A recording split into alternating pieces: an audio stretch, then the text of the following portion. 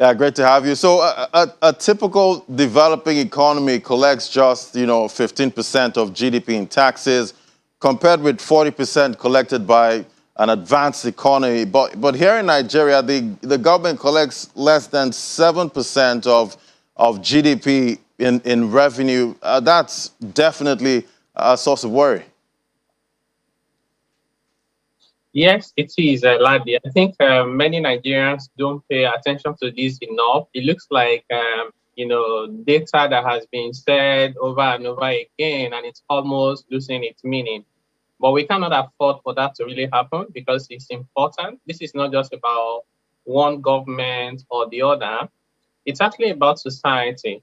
So even if today you eliminate corruption 100%, you eliminate waste 100%, we'll still be a poor country because at 6% or thereabout tax revenue to GDP ratio, you can barely do anything. And this also reflects in terms of the public expenditure to GDP. Nigeria's tax revenue to GDP ratio is one of the lowest in the world. I think maybe just ahead of a few of the oil-rich countries like Saudi Arabia, Iraq, and Kuwait. We really can't compare ourselves with them. And in terms of public expenditure to GDP, really what we are spending to take care of the people, infrastructure, social services, we are only ahead of Sudan and Yemen. So this is not where we want to be. So we really need to address this as a national emergency that doesn't have to wait for another 10 years. We need to be able to move the needle. What we are doing is mostly taking baby steps. Those are not enough. We need giant stride. We need to leapfrog in terms of transformative reforms that can really improve the level of tax to GDP ratio significantly to at least 15%, which is what we need to start having meaningful economic development. And talking about, steps, how can policymakers actually tackle this, low tax collection level? Yeah, so first we need coordination. So whether you're talking about vertical coordination or horizontal coordination, even within federal government, you don't see enough coordination with policymakers, monetary, fiscal, debt, even spending, budgeting, and also subnational. You don't see enough coordination. So that's really critical. We need to come together. At the end of the day, the impact we make would affect businesses and Nigerians. And there are no federal government Nigerians or state Nigerians. They just want their lives to be better. So that coordination is critical. The other thing is that we have to be intentional in how we design the tax system. Because we haven't paid enough attention over a long period of time, many of the thresholds we have become obsolete, such that today I can tell you confidently that we are taxing poverty. So the World Bank just said they're revising the extreme poverty threshold from $1.90 to $2.15 because of rising inflation, particularly affecting food. Now, what that means is the average household of in Nigeria is about five. If you're very lucky, two of them are working, usually the parents. And if you do that calculation, if one person is earning less than 70,000 naira per month and you're taxing them, you're simply taxing extreme poverty.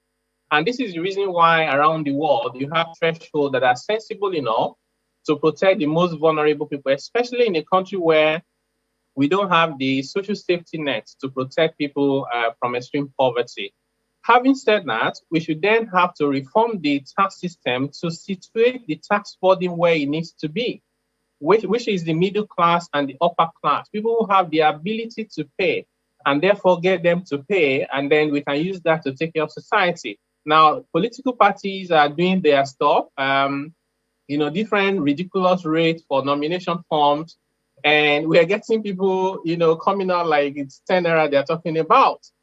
And interestingly, many of those people haven't paid taxes. They don't even have tax clearance certificates. So tax authorities are now coming up to say, now, if you want to get tax clearance certificates, pay this amount to get it. That's just, we are encouraging tax evaders to become eligible to start managing taxpayers' money. There's no bigger contradiction in the world than that. And we need to address these issues. These are things we need to do, particularly also using technology to improve the tax system. Quite interesting, taxing poverty at this point. But, a couple of low-income countries like Cambodia, Georgia, Liberia, and Ukraine have been able to achieve some, of the largest revenue gains after, tax reforms. What can we learn from these countries? Yeah, thanks. Thanks for that question, Ladi. One thing in life is, and I don't know of any country where everybody is excited to go and pay tax. Even in countries where you can show something for the taxes people are paying, it's still difficult to pay tax. If you add on top of that complexity about the process for paying taxes, don't be surprised when you have 6% tax to GDP ratio. One thing we can learn from all those countries, including many in Africa, from Rwanda to South Africa to Kenya, where they have made significant gains, is by simplifying the tax system such that the process of payment is very simple. The other extremely important issue that we need to consider is harmonization. So we have too many taxes in Nigeria officially. Based on the approved list of Taxes and Levies Act, there are now over 60 different taxes collected by federal government, state government, and local government, when in reality, over 98% of our revenue across levels of government is generated from less than 10 taxes. What we then do with these other taxes is that we create the apathy, we create the avenue for corruption, for leakages, such that the people are actually paying a lot, but government is collecting so little. What people pay is not only the formal taxes, they pay informal taxes to non-state actors, and they pay implicit taxes, taking care of what government should be doing for them. When you put this all together, Nigerians are actually one of the highest tax countries in the world, but their government gets so little because of that leakage in the middle, and that needs to be addressed. Quite an important matter there. But, another issue is boosting, taxpayer morale, at this point to, make them actually want to actually pay these taxes. What do you think is the right path to actually boost, the morale of the average taxpayer out there? Yeah, no, very important question. We conducted at the Nigeria Economy Summit Group a couple of years ago with funding from Bill and Melinda Gates Foundation. We conducted a national study on tax morale, just to try and understand why is it that the tax, revenue collection is so low in Nigeria. And about 83% of Nigerian adults and almost 70% of businesses don't see anything wrong with evading their taxes. And the reason they gave for this, number one reason is they said we do not trust governments. Number two reason is they said they do not get the fiscal exchange for the little that they have paid. And these are very, very, very important and instructive, right? If you don't trust government, it's difficult to part with your money. If you don't get the fiscal exchange for what you have paid, it's difficult to pay more. And the way to address the two, in terms of trust, you need transparency. How much is government collecting? From who? From where? How much are we spending it? A governor should not just come and tell us they've built road and then we should start clapping for them. We need more than that. Did you spend 10 billion when you should have spent 2 billion? Did it take you 15 years to complete instead of 2 years? Who did you award it to? Do we have vested interests? People in government. And in terms of fiscal exchange, once you have this transparency and better communication, people can see taxpayers' money at work, and therefore they are less reluctant to pay. We've seen a bit of that in Lagos in the past, and I think this can be replicated across the country. Yeah, transparency is key for that to actually happen. But the government is proposing new tariffs and levies, for 2022 to put the economy on a recovery path. But what can we expect, from these? We've seen manufacturers and business associations already kicking at this point. Yeah, I'm not sure that any country can, introduce taxes to be able to make the economy recover. It's almost like, again, a contradiction. Government needs more money. I don't think there's any need debating that. But how we are going about it is what many of us have reservation about. So when you introduce new taxes, those taxes are excise duties on non-alcoholic beverages, the higher rate for education tax. By the way, education tax and the rate has been increased. And I was just looking at the data over the past 10 years. Nigeria has collected over 2 trillion naira from education tax.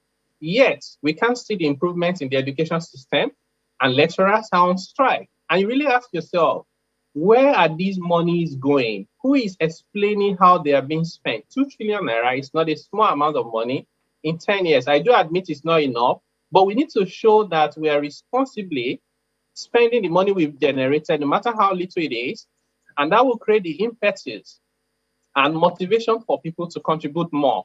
So when you keep introducing new taxes, National Assembly is discussing a tax for NYC scheme. There's also a bill for tertiary health care. There's another one that is to do with police fund. There's another one for science and engineering. We've done this for so many decades, and they haven't worked. Why do we think they're going to work now? We need to do things differently. Learn from other countries that are reforming their tax system and harmonizing not only their taxes, but also tax collecting agencies. Why do we have Nigerian customs and we have FRS as separate agency? Why are they not merged together? And these are some of the issues we need to deal with. I do not think that introducing new taxes or raising the rate of existing taxes will solve our problem. We need something more fundamental. In fact, we should repeal so many of the existing taxes and focus on very few high revenue yielding, broad-based taxes. In my view, it should be less than 10 altogether. Quite interesting. And, this is all coming at a time where inflation is high. We're seeing new highs globally. Household incomes are being squeezed. Firms are experiencing rising costs of inputs, with global central bankers, raising rates. And I asked myself, how do you, improve your revenue from taxation with all of these headwinds? Yeah, and this is where the coordination, I spoke to earlier on, comes in, right? So when you have to deal with all of this, it's not easy for anybody. It's not easy for the US. It's not easy for Europe. Nobody says this is easy. You are dealing with inflation because government just printed a lot of money and they spent during the pandemic, which was necessary, but they're now having to deal with it. On top of that, you have the crisis in Ukraine, which is affecting not only food product, but energy prices. All of these are coming together at the same time. So it's tough to handle this. So what you need to do is a proper coordination of monetary policy, fiscal policy, debt management, as well as investment and trade policies. Ultimately, the way to improve your tax revenue collection potential is to grow the economy, being mindful that taxes are the percentages of the prosperity of the profit of enterprises and individuals that government collects. If I don't have any income, it doesn't matter whether you throw me off. If anything comes out, it will be blood, it will not be money. So we have to balance how do we deal with inflation, with growth, not only growth that is inclusive. And then for Nigeria in particular, we have to remove impediments to businesses from the port, clearing things, from logistics, dealing with security, dealing with over-regulation, cost of infrastructure. I don't think we can solve all of them, in 1 year, but we have to start, particularly with those that will not cost government money, and those are policy reforms. Once you do this, you will find that there's prosperity, there's inclusive growth, inflation is under control, and even the exchange rate will be also stable. Which also shows the importance of ease of doing business at this time. But, let me take you to another issue. Now, recently, a couple of financial service companies, like the banks, have restructured to, holdco companies. What's the tax implication of this? Yeah, that's an interesting question, Ladi. And I was deeply involved, since so many years ago. In fact, initially, when banks were supposed to do some restructuring, which was directed by the central bank, they couldn't do it because of tax. They couldn't set up this holdco structure Because at the time we have multiple layers of corporate income tax, we call it excess dividend tax. That if you have a subsidiary that's a bank, you pay corporate tax at 30%, pay education tax, then it gives the profit to the holding company, and they also have to pay 30% again. And it wasn't making sense. So many of the banks couldn't do holdco structure. It took Nigeria so long. It was very disappointing for me, over 10 years, to address this problem. It was only just addressed about 2 years ago. And that's why you're beginning to see some of these financial institutions now going back to what they should have done many years ago. We are really just coming in the way of efficiency of running businesses. This is where the tax tail is wagging the business dog, and it has to stop.